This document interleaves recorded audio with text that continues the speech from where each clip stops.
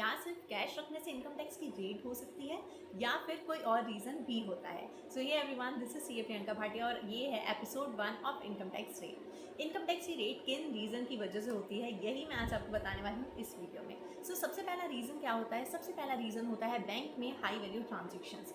अगर आप अपने बैंक अकाउंट में हाई वैल्यू ट्रांजेक्शन्स कर रहे हो, मतलब आप डिपॉजिट करते हो कभी 10 लाख, कभी 20 लाख, कभी 5 लाख, और आपकी जो ITR है उसमें आप इनकम दिखाते हो 4 लाख रुपए सैलरी, तो इस केस में यहाँ पर बहुत ज़्यादा चांसेस होते हैं कि इनकम टैक्स की रेट आपके ऊपर पड़ सकती है।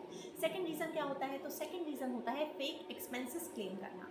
फेक एक्सपेंसेस, फॉर एग्जांपल आपने कुछ ऐसे बिल्स के एक्सपेंसेस क्लेम की हैं जो बिल्स एग्जिस्ट ही नहीं करते, मतलब जो बिल है आपके पास वो जिस फर्म से रिलेटेड है वो फर्म एग्जिस्ट ही नहीं करती है और आप उसके बिल के एक्सपेंसेस अपनी ITR में क्लेम कर रहे हो। इस केस में भी इनकम टैक्स की रेट आपके ऊपर पड़ सकती है।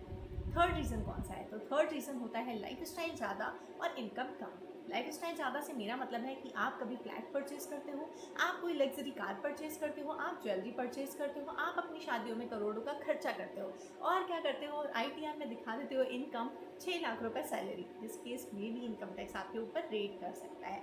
अगर उसके पास एविडेंस है, रेट होने के चांसेस बहुत ज़्यादा है।